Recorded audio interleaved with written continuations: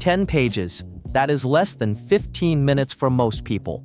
Less time than a single scroll through your phone, less time than one episode of anything. And yet, according to neuroscience, 10 pages of reading done consistently every single day produces changes in your brain that most people spend years trying to achieve through other means.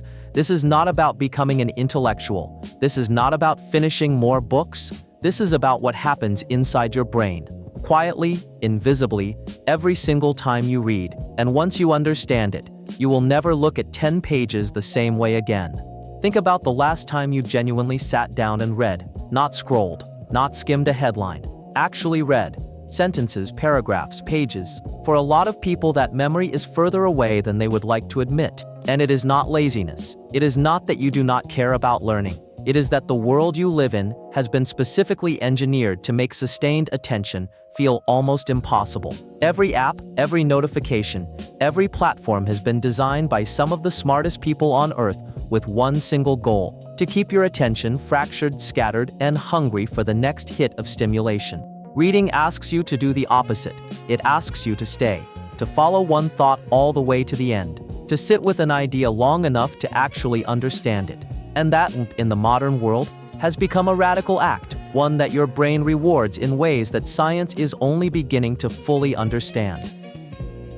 The focus effect.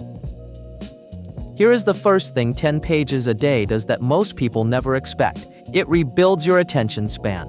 Research from the University of Sussex found that reading for just 6 minutes reduces cortisol levels by 68%, more effectively than listening to music, going for a walk, or drinking a cup of tea. But beyond stress reduction, consistent reading trains what neuroscientists call sustained attention, the ability to hold focus on a single thing without being pulled away. In a world where the average attention span has dropped to under 8 seconds for digital content, reading is one of the only activities that directly counters this erosion. Every time you resist the urge to put the book down and keep reading instead, you're strengthening the prefrontal cortex, the part of your brain responsible for impulse control, decision-making, and emotional regulation. 10 pages a day is not just reading, it is a daily workout for your ability to focus. And focus in the modern world is one of the most valuable things a human brain can produce.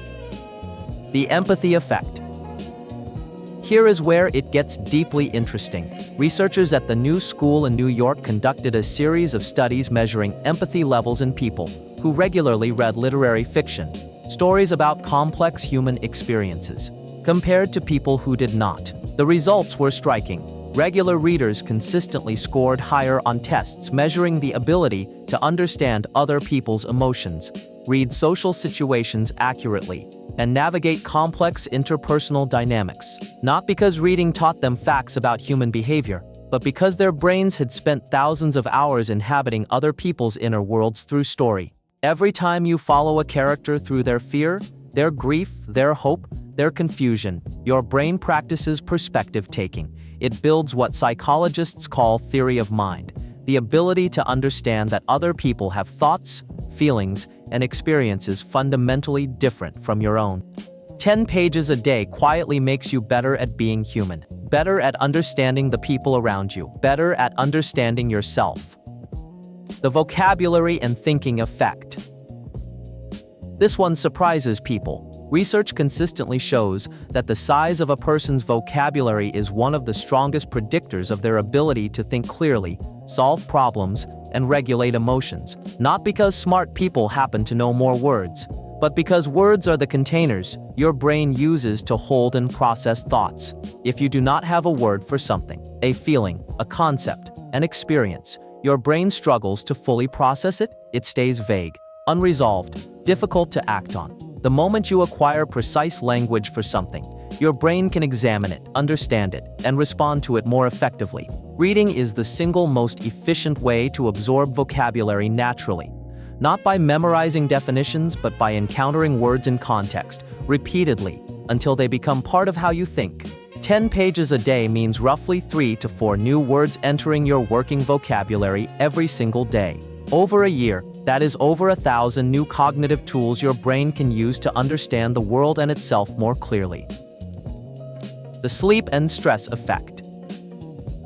The University of Sussex study, mentioned earlier, found that 6 minutes of reading before bed reduces muscle tension and heart rate more effectively than almost any other relaxation technique. But the benefits go deeper than relaxation. Reading before sleep, specifically physical reading or e-ink reading without blue light, signals to your nervous system that the day is ending. It creates a transitional ritual between the hyperactivated state of modern daily life and the restful state your brain needs to consolidate memories, process emotions, and repair itself overnight. People who read before sleep consistently report falling asleep faster, experiencing deeper sleep cycles, and waking with greater mental clarity. This is because reading gently occupies the narrative-seeking part of your brain, the part that would otherwise replay the day's anxieties and to-do lists on a loop, and gives it something constructive to engage with instead. 10 pages before sleep is not just reading. It is one of the most effective and underrated sleep optimization tools that exists, and it costs nothing. Now here is what nobody in the self-improvement space talks about when they tell you to read more. The type of reading matters enormously, and not in the way you might expect. Most productivity-focused people read almost exclusively non-fiction, how-to books, business frameworks, personal development systems. And while non-fiction has real value, neuroscience research consistently shows that literary fiction produces significantly greater brain benefits than non-fiction alone. The reason is empathy and complexity. Non-fiction tells you what to think. Fiction asks you to feel your way through ambiguity, and it is that process, sitting with uncertainty, following a character through moral complexity, experiencing emotional truth without a neat resolution, that produces the deepest neural changes. The brain grows most not when it receives answers, but when it wrestles with questions that do not have easy ones. If your reading diet is exclusively self-help and productivity books, you may be training your brain to consume information without ever developing the deeper cognitive and emotional flexibility that literature builds. The most psychologically resilient, empathetic, and cognitively flexible people throughout history have almost always been voracious readers of fiction. 10 pages of the right kind of reading does not just inform you, it transforms the architecture of how you think.